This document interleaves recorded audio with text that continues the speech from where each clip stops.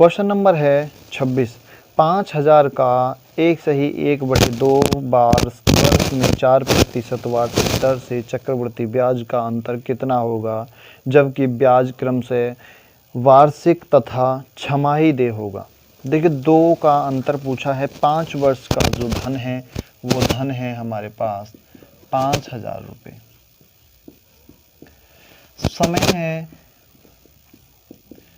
1/2 यानी कि हम इसे लिख सकते हैं 3/2 भी लिख सकते हैं इसे, या 1.5 भी लिख सकते हैं। 1.5 वर्ष का समय है, ये है वर्षों में। दर है, दर भी देखें 4% वार्षिक।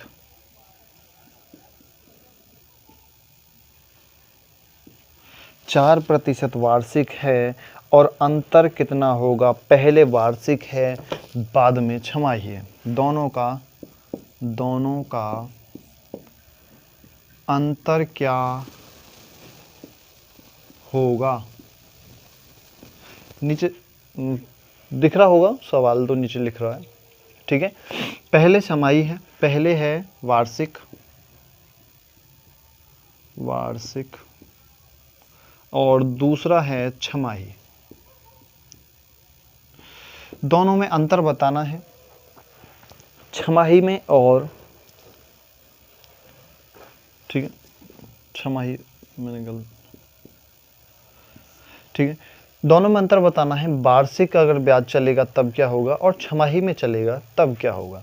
देखिए, यहाँ पे धन 5000 रुपये का है, हम 5000 रुपये का, देखिए दोस्तों, इसे कई मेथड से कर सकते हैं, सबके अलग अलग तरीके हो सकते हैं। मैथ एक ऐसा सब्जेक्ट है, हर एक व्यक्ति अपना नया एक अंदाज लेके आता है मैथ में, हर किसी का अलग अंदाज होता है। 5000 रुपये का धन है हमारे पास और समय जो वार्षिक रूप से ब्याज चलेगा वो 4% का। हम पहले वार्षिक निकालेंगे तो 4% निकाल लेंगे इसका, सीधा 2 जीरो से 2 जीरो काटेंगे, बराबर हो जाएगा 200 के, ठीक है। ये हो गया 200। पहले साल भर का ब्याज था ये हो गया, ठीक है। पहले 1 साल का ब्याज हो गया इतना, लेकिन क्या हुआ, आगे जो धन था वो भी साल भर के लिए ही था, लेकिन क्या हुआ, वो 6 महीने में ही जिसने लिया था वो वापस कर दिया। तो उस 6 महीने का ब्याज क्या होगा भाई, ब्याज हो जाएगा। अगर वो साहूकार पूरे साल ब्याज लगाएगा तो दर घटा देगा कि भाई मैं तो पूरे साल का लगाऊंगा लेकिन दर आधी कर देता हूँ, या फिर आधा लगाएगा, 6 महीने का लगाएगा तो दर उतनी ही रखेगा। तो वो साहूकार क्या करता है, उसे जो है समय है 6 महीने को साल भर में कन्वर्ट कर देता है उसी के साथ, और दर को आधा कर लेता है, ठीक है। दर आधी कर दी लेकिन समय बढ़ा दिया। अब क्या है, देखिए दोस्तों, 200 ये है, 5000 ये है, टोटल धन हो गया 5200 रुपये। 5200 पे उसने पूरे साल ब्याज चलाया।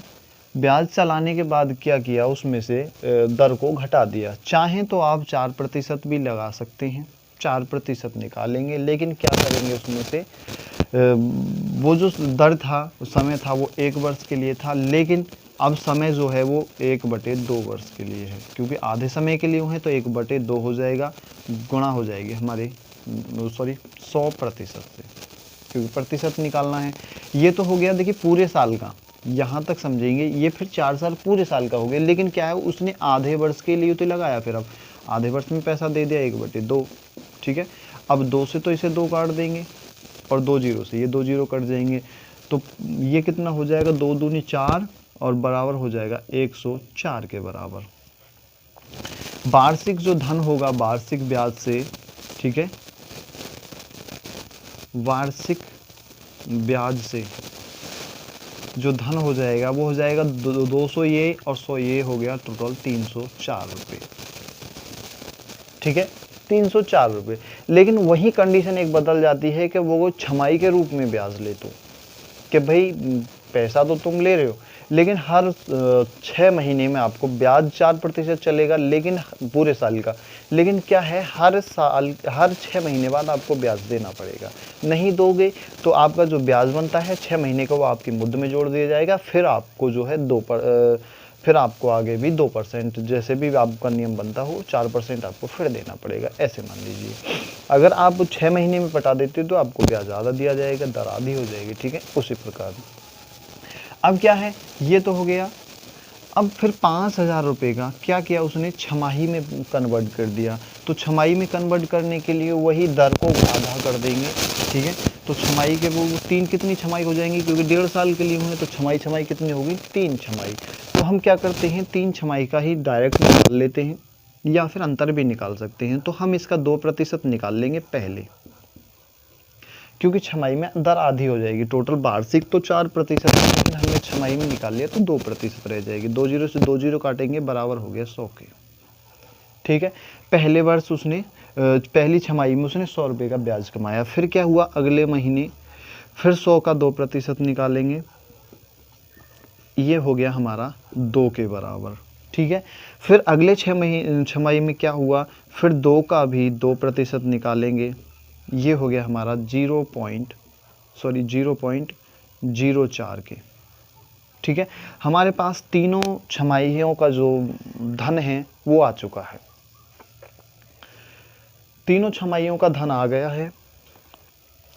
अब क्या करते हैं, इस धन को भी जोड़ लेते हैं। इस धन का जो औसत होता है 3 वर्ष वाला, वो होता है 331। इसको 3 से गुणा करेंगे, पहले में 100 गुणा 3 प्लस, ठीक है।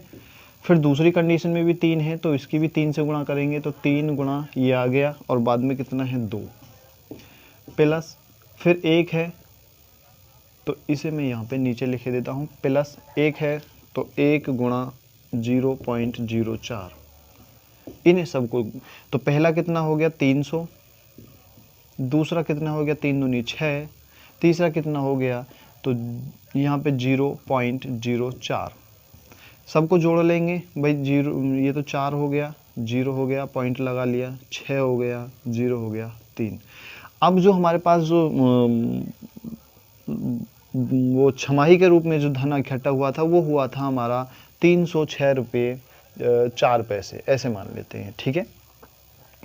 पहले क्या था 304 रुपये, तो अब इन दोनों में अंतर कितना है वो बताना है दोस्तों, अंतर। तो 306 में से 306.04 में से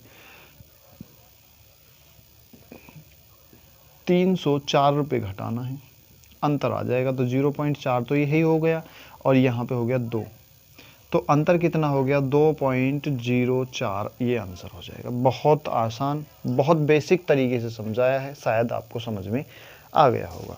क्वेश्चन देखेंगे अगला 27 नंबर का।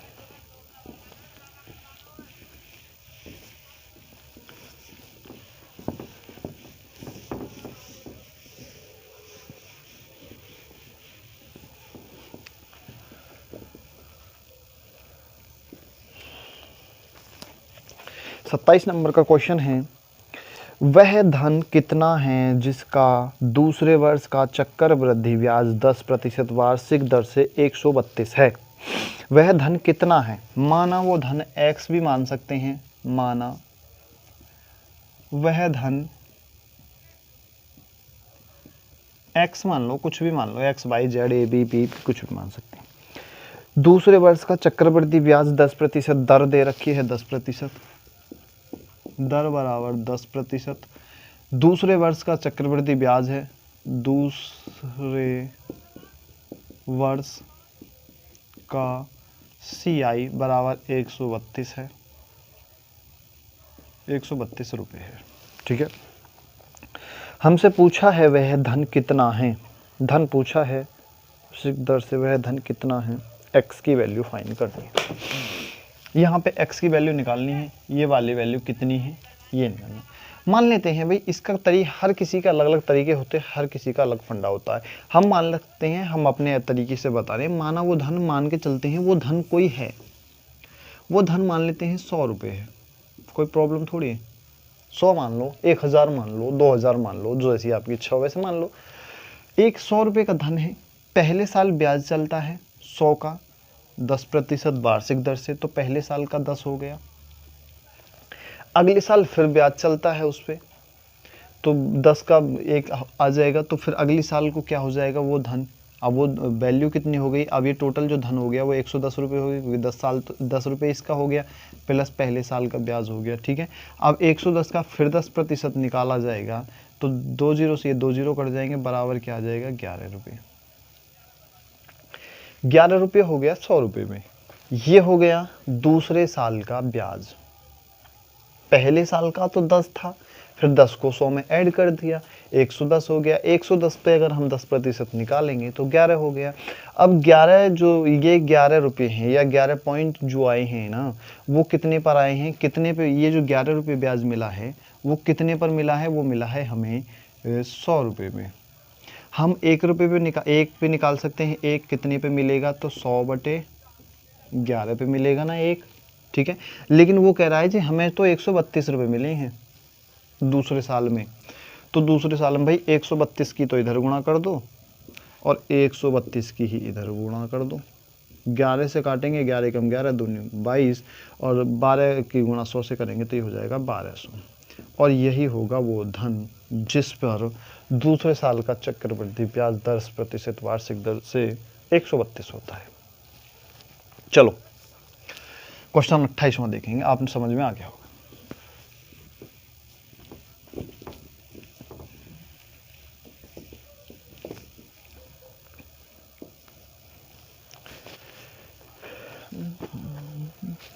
वह धन किसी धन पर एक निश्चित दर से 2 वर्ष का साधारण ब्याज 120 रुपये तथा चक्रवृद्धि ब्याज 129 रुपये है। ब्याज की वार्षिक दर क्या है, दर निकालनी है, वार्षिक दर क्या है। पहला जो एसआई है, चक्रवृद्धि ब्याज साधारण ब्याज है, एसआई जो है वो है 120 रुपये 2 वर्ष का। ठीक है, और सीआई है 2 वर्ष का 129 रुपये। और हमसे दर पूछी है, दर बराबर क्या होगी, धन नहीं पूछा है कि धन कितना होगा। इसे हम कई तरीके से कर सकते हैं। आप पहला तरीका ट्रिक का, पहला तरीका है ट्रिक का। एक ट्रिक है, मान लेते हैं हम दोनों का अंतर, अगर दोनों चीज़ें दे रखी हो तब वो ट्रिक काम करेगी। ठीक है, दोनों ट्रिक दे रखी हूँ, दोनों एसआई और सीआई दे रखे हों तो सीआई में से एसआई को निकाल देंगे, सीआई माइनस चक्रवृद्धि ब्याज में से साधारण ब्याज निकाल देंगे, और जितने दिन का ब्याज दे रखा हो, जितने साल का समय का ब्याज दे रखा है उस समय से उसकी गुणा कर देंगे और बटे में लिख देंगे हम एसआई साधारण ब्याज। अब प्रतिशत निकालना है तो भाई 100 से कर देंगे उसकी गुणा। ये बात आपको समझ लेनी चाहिए बहुत आसान तरीके से। अब यहाँ पे देखिए सीआई और इन दोनों का अंतर, दोनों का इसमें से इसे निकालेंगे तो यहाँ पे दोनों का अंतर आ गया 9 का, गुणा हो गई हमारी 2 से, ये आ गया। ठीक है, 2 वर्ष का पूछा है, 2 यहाँ से आया, फिर गुणा 100 से भी है ये वाली। नीचे लिखना है एसआई, एसआई कितना है, एसआई है 120, तो 120 यहाँ पे 1 जीरो से 1 जीरो काटेंगे, 3 से इसे 3 बार काटेंगे, 3 से इसे 4 बार काटेंगे, इसे काटेंगे 2 बार और 2 से इसे काटेंगे 5 बार। ये हो गया 15%। आसान तरीका, अगर आप रिस्क नहीं लेना चाहते हो तो। अगर आप इससे भी शॉर्ट में जाना चाहते हो, नहीं जी इससे भी हमें शॉर्ट में जाना है, तो दोस्तों क्या करेंगे, देखिए साधारण ब्याज, यहाँ पर जो साधारण ब्याज है वो 120 रुपये है, 2 साल का है। साधारण ब्याज चाहे 10 साल हो 20 साल हो, साधारण ब्याज उतने साल का होता है, उतने से भाग कर देते हैं, 1 साल का निकल आएगा। तो 2 साल का 120 है तो 1 साल का हो जाएगा 60, 1 साल का 60 हो गया, ध्यान रखना। और इन दोनों में जो अंतर है वो कितने का है, भाई 60 पे भी ब्याज चला है ना, 60 पे ब्याज चला है तभी तो वो 9 रुपये फालतू बना है। ये पहले साल तो दोनों का ब्याज समान था, बिल्कुल कुछ फालतू था ही नहीं, क्योंकि साधारण ब्याज में तो और चक्रवृद्धि ब्याज में पहले साल में तो कोई अंतर होता ही नहीं है। अब क्या हुआ, दूसरे साल जब ब्याज चला था वो 60 पे ही तो चला था, जब जाके 9 रुपये एक्स्ट्रा हुए, तो भाई 9 रुपये जो एक्स्ट्रा हुए हैं ना वो 60 रुपये पे हुए हैं, और हमें निकालना है 100%, यानी दर निकालनी है। तो दर निकालने के लिए इस जीरो से इस जीरो को काटेंगे, 3 से 2 बार काटेंगे और 3 से 3 बार काटेंगे और इसे 2 से 5 बार काटेंगे, बराबर आ गया 15%। इस तरीके से कर लीजिए, ये सब करने की जरूरत नहीं है। बहुत आसान, अगर आपको समझ में आ गया हो तो। नहीं समझ में आया तो ये तरीका अपना लीजिए, इसमें भी कोई दिक्कत नहीं है। बात वही है, देखिए दोनों का अंतर हमने यहाँ पे लिख लिया 9, दोनों का अंतर यहाँ पे लिख लिया। हमने 1 साल का निकाल लिया, अब 2 साल का निकालने की जरूरत क्या है, 2 की गुणा करने की जरूरत थोड़ी है। नीचे फिर 1 साल का ही लिख लिया, क्योंकि 1 साल का ही तो लिखा है 60 रुपये। 2 साल की जरूरत नहीं है, ऊपर 2 नहीं लिखेंगे तो नीचे डबल भी नहीं लिखेंगे, सिंगल लिखेंगे, बाकी कुछ नहीं है, 100 से गुणा करते हैं। चलो क्वेश्चन देखें अगला 29वां। थोड़े चलते हैं हार्ड की तरफ, थोड़ा थोड़ा लॉजिकल और हार्ड की। 29वीं नंबर का क्वेश्चन देखो। क्वेश्चन नंबर 29 है, 1025 का ऋण 2 बराबर किस्तों में चुकाना है। यदि चक्रवृद्धि ब्याज की दर 5% वार्षिक हो तो प्रत्येक किस्त का मान क्या होगा। दर है 5%, धन है 1025, दर है 5% और 2 किस्तों में चुकाना है, किस्तों में चुकाना है। इस तरह के सवाल दोस्तों आप सबसे पहले तो बेसिक लेवल को समझिए कि कहना क्या चाहता है, तब आप किसी भी शॉर्टकट का इस्तेमाल करेंगे, तभी आप इस्तेमाल कर सकते हैं। देखिए दोस्तों, कोई भी है, आप मान के चलिए आपने अपने गांव से किसी शहर का रास्ता देखा है और दिन रात मान के चलिए हमेशा उस पर तुम्हारा आवागमन रहता है, आपको उसके रास्ते के नॉलेज के बारे में आपको पता है, तो आप उस रास्ते को छोड़ के किसी भी शॉर्टकट को अपना सकते हैं। आपको पता है कि ये रास्ता ख़राब है तो मैं थोड़ा इससे लेट पहुंचूंगा, लेकिन इससे जो है जल्दी पहुंच जाऊंगा, तो आप शॉर्टकट अपना सकते हैं, तब कोई दिक्कत नहीं है, क्योंकि आप उस रास्ते से भली भांति परिचित हैं कि अगर मुझे कोई दिक्कत होती है इस शॉर्टकट में तो मैं अपने उसी मुख्य रास्ते से जा सकता हूं, जिससे मैं दिन रात या मेरा हमेशा उससे आवागमन रहता है। तो मेरे कहने का उद्देश्य ये है कि आपको अगर बेसिक लेवल आता है, बेसिक आपका अच्छा खासा है, तो आप शॉर्टकट का इस्तेमाल कर सकते हैं, शॉर्ट ट्रिक का इस्तेमाल भी जब भी कर सकते हैं जब आपका बेसिक अच्छा खासा हो। लेकिन आपका बेस नहीं है बढ़िया, तो आप किसी भी शॉर्टकट के चक्कर में मत पड़िए, आप हमेशा सवालों को गलत कर देंगे। ठीक है, तो पहले देख लीजिए दोस्तों बेस कैसे। सबसे पहले तो मान लीजिए भाई 2 किस्तों में चुकाना है, पहली किस्त या बाद की किस्त सब बराबर होंगी। किस्त माना किस्त का मूल्य, किस्त का मूल्य बराबर x रुपये है, x है। अब x है, हम क्या करते हैं, x मूल्य निकालते हैं कितने में से, जो इसका ब्याज चलेगा उसमें से। ब्याज कितना चला भाई, 1025 का 5%, यानी कि अगर हम इसे एक्स्ट्रा रूप में लिखें तो जो धन है, जो किस्त है, उसे हम जो इसका मान होगा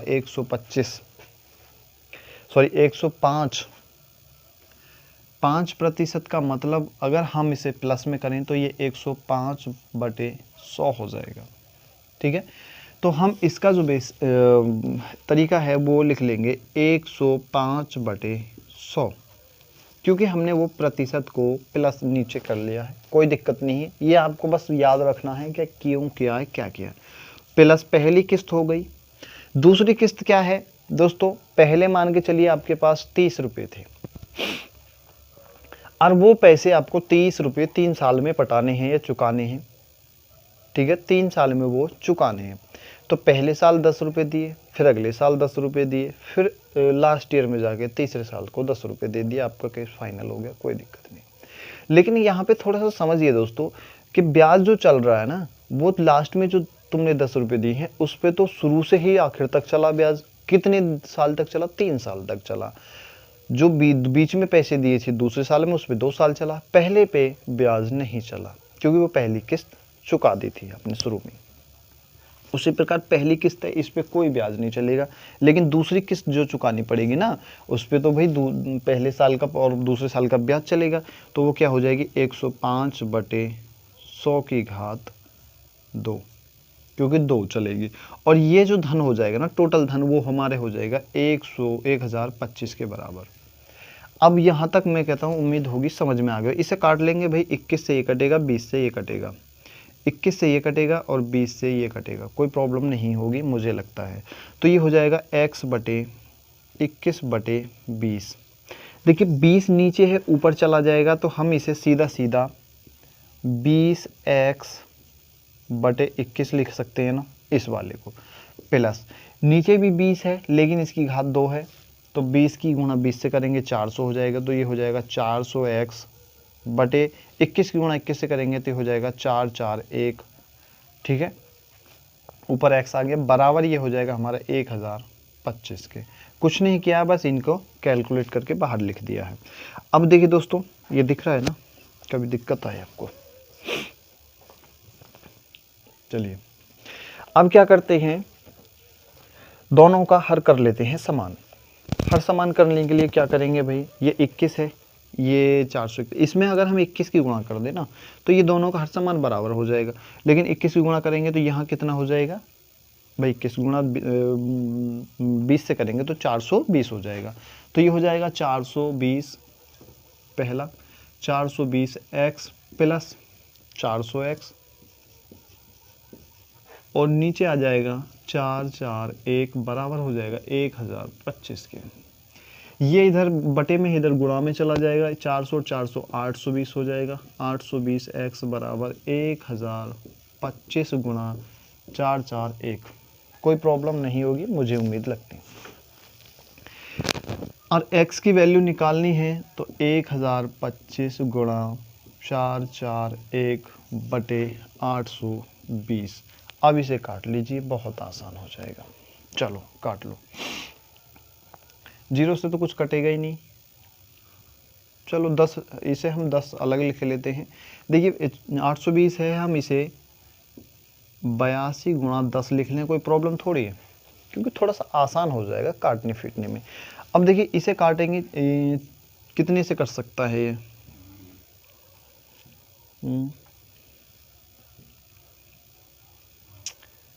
41 से, चलो 41 से इसे काट लेते हैं, और शायद 41 से ये भी कट जाएगा। 41 दूनी 82, 8 20 20, सही है, 41 से ये कटेगा, 41 दूनी और 41 पंजे, 25 बार कटा, और 5 से कटेगा और ये 2 से कटेगा, 2 दूनी 4, और ये हो गया हमारा 5 गुणा 441/4। इनकी गुणा करेंगे, 5 ही कम 5 हो गया, 5 चौक 20 हो गया, 5 चौक 20 और 2 22/4, और 4 से इसे भाग करेंगे तो वैल्यू आ जाएगी 5 चौक 20, 5 चौक 20, 5 ही कम 4 ही कम 4, अब 1 बचा, और फिर 10 2 हो गया, 5 हो गया। ये हो गया इतने रुपए के आंसर। जो पहली जो किस्त होगी ना वो हो जाएगी 551 रुपये 25 पैसे के। इस तरीके से देखिए, थोड़ा दोस्तों कैलकुलेशन करने में थोड़ी सी जो है दिक्कत हो सकती है, क्योंकि मैंने प्रैक्टिस नहीं की इस वजह से। तो जो किस्त होगी ना वो 551 रुपये 25 पैसे की होगी। इस तरीके से आप सॉल्व कर सकते हैं। और इसकी अगर आपको ट्रिक चाहिए, आप तो पहले इसका अभ्यास कीजिए, 1-2 बार 2-4 बार इस तरह के सवालों का अभ्यास कीजिए, तो आपको ट्रिक भी मैं बता दूंगा। चलिए 30वें नंबर का क्वेश्चन देखूंगी।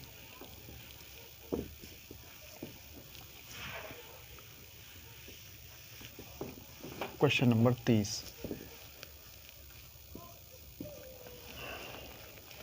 30वें नंबर का क्वेश्चन है,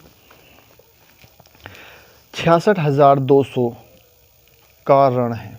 देखिए किसी बैंक का जो धन है वो है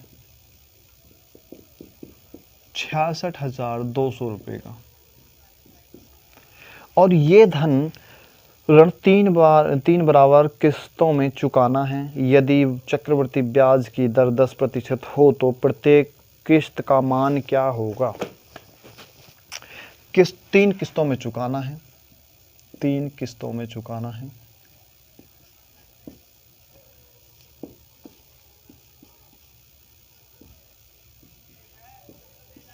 चुकाना है। दर है 10%। 10% वार्षिक दर चलेगी उस पर। 3 किस्तों में चुकाना है।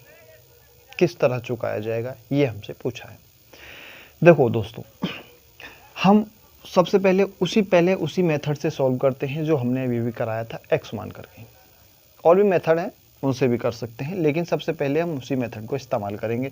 माना वो किस्त है x रुपए की, ठीक है, x रुपए की है, 10% है, वृद्धि हो रही है क्योंकि हर साल वृद्धि होगी, तो ये हो जाएगा 11/10, ठीक है, पहले साल का। प्लस दूसरे साल का निकालेंगे तो 11/10 की घात 2 दूसरे साल का हो गया। प्लस तीसरी किस्त है, वो 3 किस्तों में चुकाना है, 11/10 की घात 3 बराबर है 66,200 के। अब देखिए दोस्तों, 10 है नीचे, ऊपर चला जाएगा, 10x हो जाएगा बटे 11 प्लस 10 ढाई 100x बटे 1 to 1 121 प्लस 10 की घात 3 1000 x बटे 1331। शायद उम्मीद करता हूँ यहाँ तक मुझे बताने की ज़रूरत नहीं है, क्योंकि 11 की घात 3 है, वो ये आ गया, नीचे वाली संख्या ऊपर चली जाती, हमने यही किया है। बराबर है 66,200 के। इनके हर समान करेंगे, इसमें 11 से गुणा करेंगे, ऊपर भी 11 से गुणा करेंगे, नीचे क्या होगा 121 से गुणा कर देंगे, यहाँ पे 121 से गुणा कर देंगे, यहाँ पर भी 121 से ही गुणा कर देंगे, ठीक है, कोई प्रॉब्लम नहीं है। देखिए 121 से इसकी गुणा करेंगे तो 1210 हो जाएगा, 1210x प्लस दोनों के हर समान हो जाएंगे, तीनों के, इसकी इससे करेंगे ये 1100 हो जाएगा प्लस और 1000 ये है ही, ठीक है, ये x भी है इधर साथ में इसके, x प्लस 1000x बटे 1331 बराबर हो जाएगा 6620 के, और एक बार 0 और लगा दीजिए, इसके बराबर हो जाएगा। अब आगे भी चलो भाई, आगे भी सॉल्व करते हैं। कैसे सॉल्व करेंगे, इन सब को जोड़ेंगे भाई, 1000 ये 1000 ये 1000 ये 3000 हो गया, 210 और 100 310, कुल मिला के हो गया 3310x बटे 1331 बराबर 662 गुणा, हम इसे 00 गुणा में लिख लेते हैं, गुणा करेंगे यही आएगा, कोई प्रॉब्लम थोड़ी है, हमने इस तरह से इसे कर लिया। अब देखिए दोस्तों, 1 0 इधर फालतू है, 1 0 इधर फालतू है, ऊपर से ऊपर वाला बराबर में है, कट जाएगा, इसे हम 2 से काट दे, कोई प्रॉब्लम थोड़ी है, ये 2 हो गया, 1 गुणा इधर 0 वाला है, यहाँ पे 0 हम इसे लिख लेते हैं, ठीक है। अब क्या हो गया, ये नीचे है, इधर गुणा में चला जाएगा, यहाँ पे x बचा, x की वैल्यू क्या हो गई, ये 20 यहाँ पर है, और गुणा 1331, और x की वैल्यू कितनी हो जाएगी, इसे 2 से गुणा करेंगे, 26620। किस्त कितने की होगी, x की वैल्यू कितनी हो गई, ये हो गई हमारी 26,620 रुपये की, और यही हमारा आंसर होगा। बहुत ही आसान तरीके से जब आप प्रैक्टिस करेंगे तो शायद हो सकता है कि आपको ज़्यादा से ज़्यादा 10-15 सेकंड का ही समय लगे इस तरह के सवाल करने में। अब तो फिलहाल आपको समझाने के लिए शायद हो सकता है 2 मिनट लगे हों, 3 मिनट लगे हों, लेकिन आप जब ज़बरदस्त प्रैक्टिस करेंगे तो आप बहुत जल्दी और बहुत आसान तरीके से कर पाएंगे। चलिए दोस्तों, इस भाग को भी करते हैं यहीं समाप्त, मिलेंगे इससे अगले भाग में, तब तक के लिए धन्यवाद।